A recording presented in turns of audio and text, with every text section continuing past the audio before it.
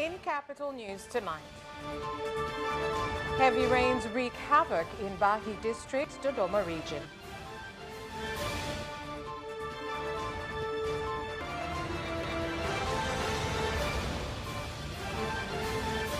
NMB has entered into an agreement connecting 17 banks that aims to facilitate ATM transactions.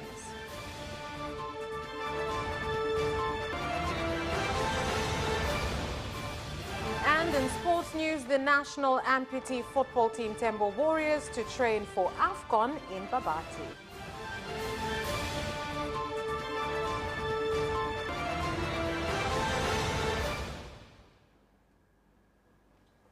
Good evening. This is Capital News at 9:30. My name is Vanessa Victor. Let's get started with the national news. More than 170 households at Zejele village in Nodwa Ward, Bahi District, Dodoma region have become homeless after their houses were destroyed by ongoing heavy rains in the region, causing them to seek shelter in houses of worship. The rains have also damaged road and power infrastructure.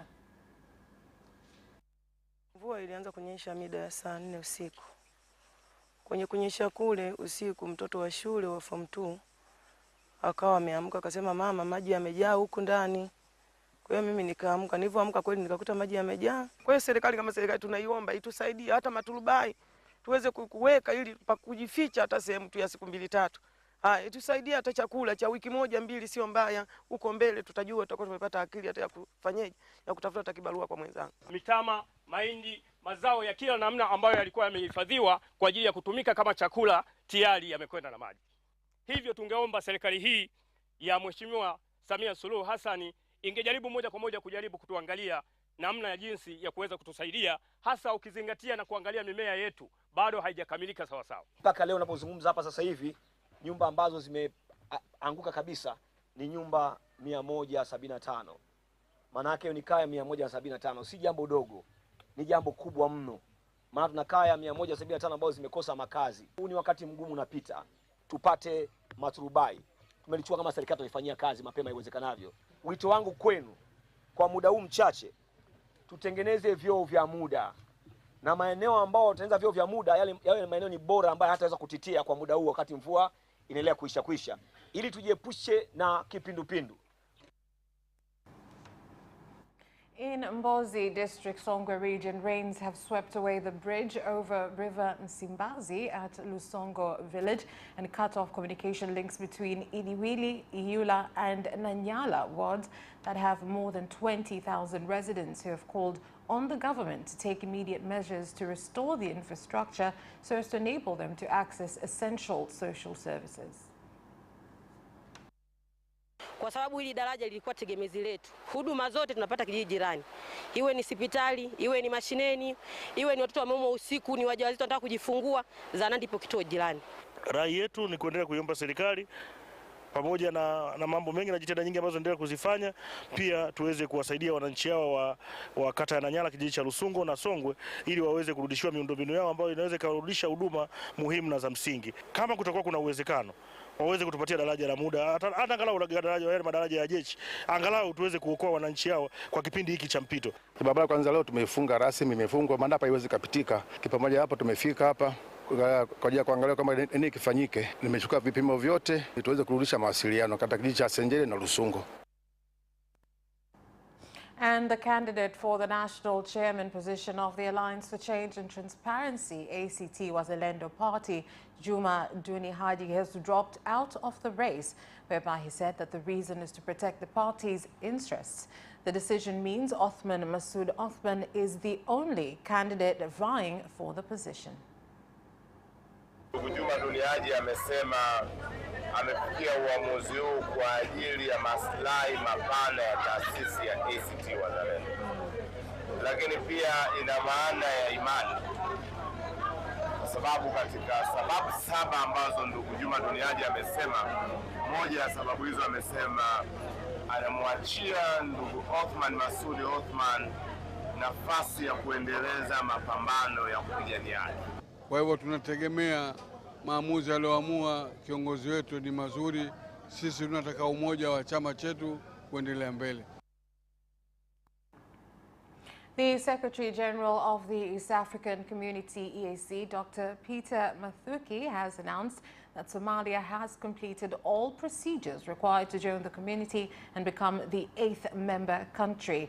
The EAC Secretary General made the announcement to leaders and executives of the community in Arusha City. Joining with now the coastal line of Kenya and for United Republic of Tanzania, that makes it close to 5,000 kilometers stretch coastal line. And that would mean the cost of goods will go down. Goods coming to East Africa, but also goods going out of East Africa. Peace and security is an issue, is an agenda. Yes, we appreciate it's a challenge in DRC, in Somalia and other parts of East Africa.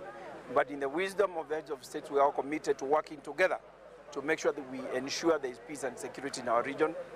Actually, isolation is not the solution, but working together and bringing them together, all together, it will become easy now for us to work together to ensure peace and security in the entire region of East Africa. Tunashukuru tumejoin East African Community leo. Tunashukuru sana wametukaribishia hapo, tutakukaribishia Somalia. Karibu Somalia. Tanzania Roads Agency, TANROADS in Ruvuma region has started to rehabilitate road infrastructure along Namiungo River in Tunduru district after it was damaged by heavy rains that fell last Thursday night, cutting off road links between Ruvuma and Mtwara, Lindi Coast and Dar es Salaam regions.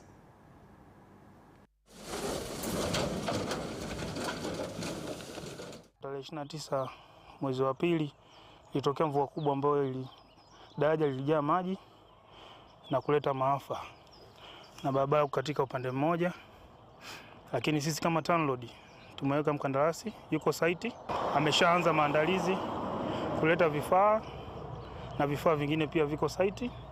Sasa hivi ana mobilize mawe kwa ajili ya kuweka eneo ili liwe imara. Kwa hiyo tunahakikishia wananchi pia barabara itapitika vizuri ndani ya muda unaofaa. Hatujapewa muda maalum kwa sababu ni kazi ya dharura, emergency work. Lakini tunategemea ndani ya mwezi mmoja tunaweza tukawa tumemaliza haya mawe, tumepanga hapa chini na vikapu hivyo tukawa tumesha visuka, na juu yake tutamimina zege ili kuumanisha lami na hiyo zege, ili pasiwepo tena mwanya wa maji yanayopita juu ya lami kupenya kwenye tuta la barabara ambalo ni la udongo. Lakini pia tutarekebisha hizi guardrail kwa sababu imevunja, mvua imeng'oa kule upstream na downstream, ndio kama unavyoona imeng'oa pia. Sisi kama wananchi tunamwomba mkandarasi haitengeneze barabara hii kwa ubora unaotakiwa na atengeneze kwa haraka iwezekanavyo, kwa sababu hii barabara tunaitegemea kwa sababu ni njia muhimu ambayo inatuunganisha zaidi ya mikoa mitatu minne, na ingekuwa kama bila kulichukulia hivi hawa TANROADS ingekuwa kwetu sisi imetuathiri, kwa sababu tayari ndio barabara ambayo tunaitegemea kwenda kuchukua bidhaa kadha wa kadha kwenye wilaya tofauti na wilaya yetu. The late President Alhaji Ali Hassan Mwinyi has been described as a leader who believed in unity as the key pillar in upholding the union between Tanganyika and Zanzibar after taking office from his predecessor, the late President Mwalimu Julius Nyerere. This was said by the chairman of the Mwalimu Nyerere Foundation, Mr. Joseph Butiku, during an interview with Capital Television ahead of the 60th anniversary of the union between Tanganyika and Zanzibar on 26th of April this year. He was a very good Christian. He was a good Muslim, a believer in his God. And God created mankind in diverse but one. Watu. People. He was a believer in people. If you believe in people, then you respect individuals but also groups. If you combine the two, you have people together. I think he believed in the simple philosophy that unity is strength. Umoja ni nguvu in Swahili. When you are together, you are strong.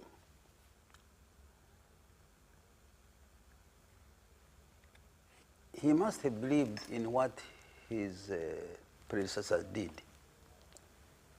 Mzee Karume worked for this union, and Mwalimu too. And he was there. He was first a teacher, but he was there to witness. Both in Zanzibar, and they experienced colonial rule, foreign rule. And then both tried separately. First parties in Zanzibar and some groups here, they never succeeded.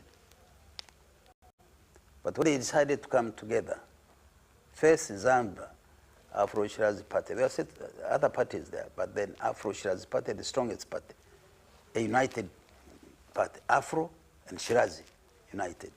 Here, TANU uniting all these tribal groups, 126 together.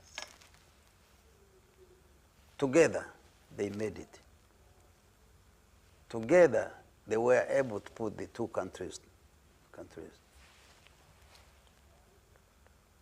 Being a strong Muslim, being a man who was colonized, this instrument of unity is what he believed in. And if I take it further from what I heard yesterday, to his own family, when he thought he was not going to live for too long, he called all his children and family and then talked and advised them and picked one among them by name. So-and-so, you're going to lead this family.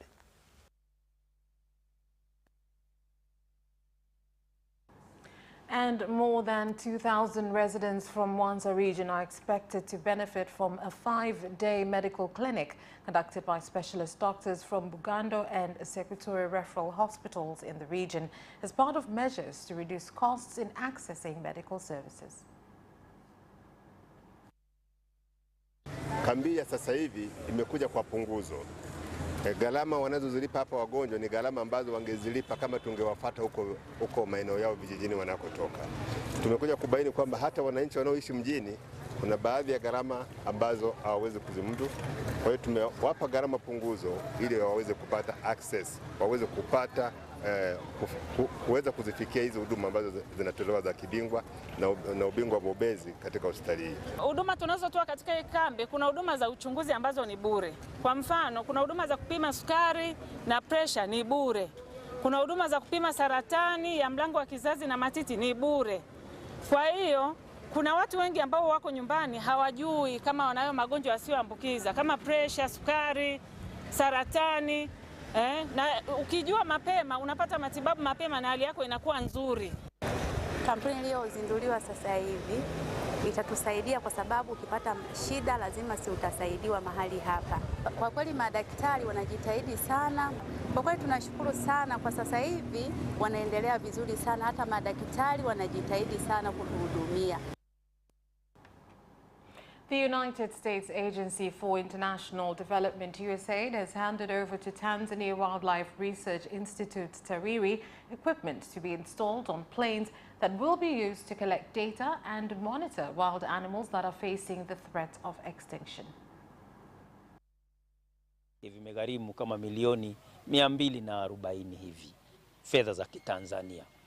Na vifaa hivi kuna kamera ambazo tunazifunga kwenye mabawa ya ndege wakati tunahesabu wanyama, lakini tuna mikanda yenye mawasiliano kwa ajili ya wanyama pori aina ya tembo. Vifaa hivi vinatusaidia kuona mienendo ya wanyama hawa, na tukiona mienendo yao tunaweza tukaishauri serikali na mamlaka jinsi gani ya kukabiliana na changamoto hii ya wanyama wakali na waharibifu. So wildlife is very, very important for all of us. That digital innovation plays in wildlife conservation efforts. And that is all for the national news. Business News is next.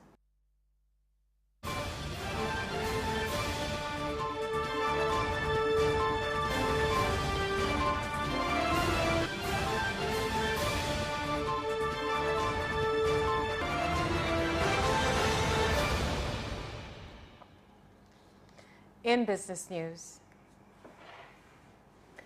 NMB Bank has entered into an agreement that will allow it to connect with 17 banks within one network. Customers will be able to make transactions through ATMs in the network without any additional charges. Wateja wenye kadi za NMB za Mastercard, Visa pamoja na Union Pay watafurahia huduma za kifedha na kutoa pesa kwenye mashine za ATM za NMB na Umoja Switch nchi nzima, maana mifumo imeunganishwa vizuri sana.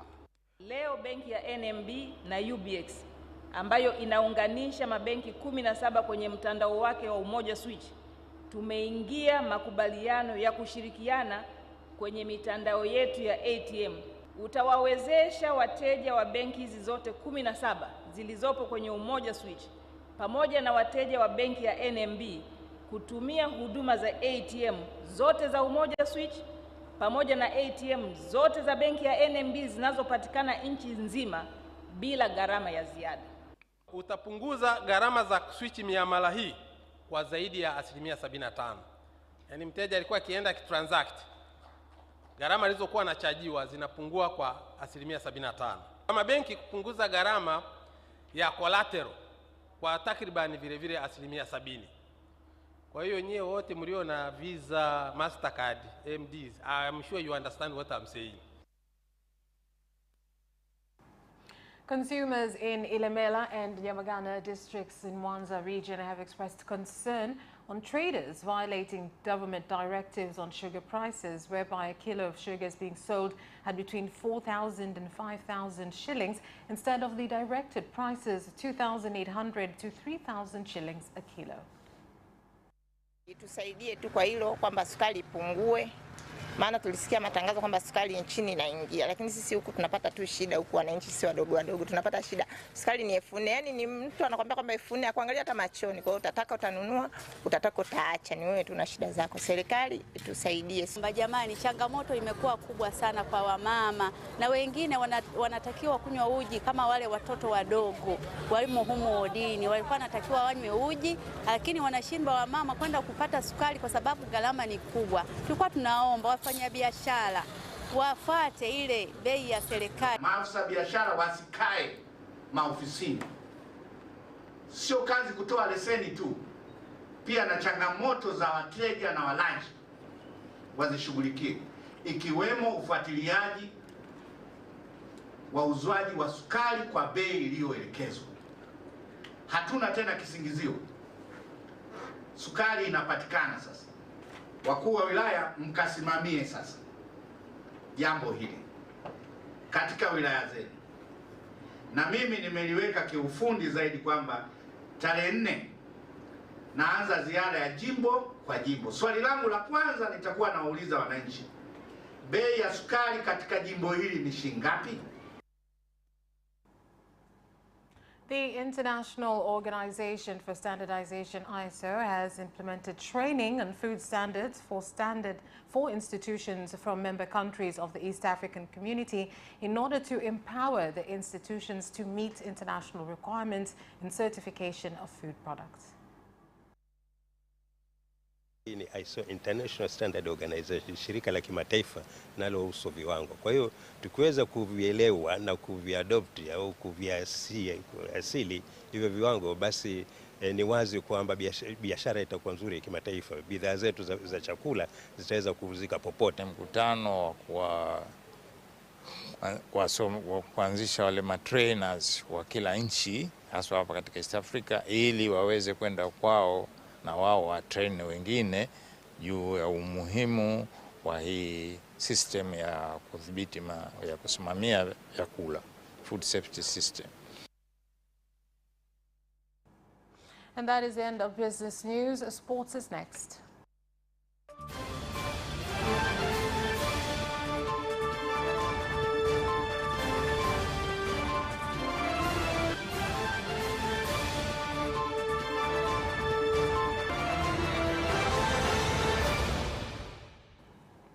Now in sports. The national amputee football team Tembo Warriors will head to Karatu on Tuesday to start preparations for AFCON, which will take place in Egypt. Nachotakiwa wafahamu wa Tanzania kwamba timu yao pendwa Tembo Warriors inaingia kwenye kambi yake ya Karatu, ambayo mashindano mengi huwa tunawekaga kambi kule, na kitoka kule tunafanya yale ambayo wanaelewa kwamba sisi hatuendi kubahatisha. Uwanja ni mzuri, utatupa picha nzuri ambayo tunapoenda, kwa sababu labda wenzetu na viwanja vizuri na sisi tunajiandaa kwenye uwanja ule unaolingana na wa mashindano. Kwa hiyo mambo yatakuwa mazuri zaidi. Natambua mashindano yatakuwa magumu kwa sababu kila nchi imejiandaa, lakini sisi pia tumejiandaa vizuri. Wachezaji tuna morali ya kutosha, lakini yote kwa yote tunawaahidi wa Tanzania waendelee kutusapoti, watarajie matokeo mazuri kutoka kwetu.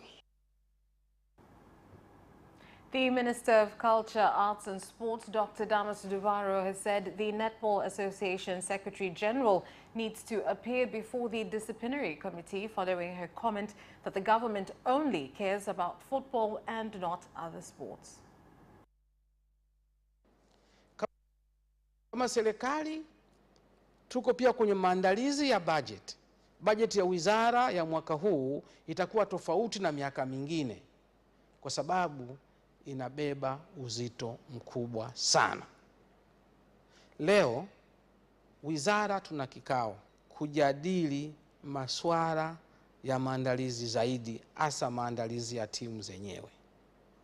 Kwa ninavyosema, maandalizi yanakwenda vizuri. Tunapanga pia kufanya mafunzo kwa waandishi wa habari, mafunzo kwa watoa huduma mbalimbali, ili AFCON yetu iwe ya kipekee. The Young Africans Information Officer Ali Kamwe and TPLB Information Officer Karim Boimanda will lead the sports reporters team in the Ramadhani Cup launch at the JMK Youth Park.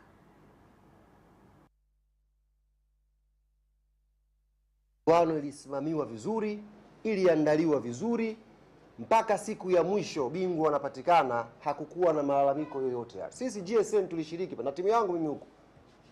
Tulishiriki pale. Ya Mungu mengi hatukushinda hata mechi moja, lakini hatukufungwa. Tulipiga sare 3. Yaani maana yake mimi nilikuwa na mganga kushambulia, pia na mganga kukaba. Kwa hiyo mechi zetu zikawa zinaisha bila tu. Lakini mashindano yalikuwa yamenyooka, mashindano yalikuwa mazuri. Kwa hiyo kuna thamani mmeiongeza kwenye Ramadhani Cup. Na hata washiriki ambao wanashiriki walikuwa wanafikiria, wanaomba dua, sasa nitarudi mwaka huu tena, lakini mmerudi na mmerudi kwa kishindo. Hatutaki siasa, hatutaki majadiliano ya pembeni kwenye meza, hatutaki chochote. Sisi tunataka haiwezekani timu ambayo imeshakuwa na uthubutu wa kushiriki michuano mikubwa kama Online Media FC eti kae mezani kujadiliana na wenzetu ambao wanacheza mechi moja ndani ya miezi mitatu, tena mechi ya ndondo. Haiwezekani. Sisi hatuwezi kukaa meza moja na wao kujadili chochote. Tunaitaka mechi, na sio tu mechi, tunataka hicho ambacho kimetajwa hapa. And that sports item ends our news bulletin. On behalf of everyone who worked to bring you this bulletin, my name is Vanessa Victor. Thank you for watching. Good night.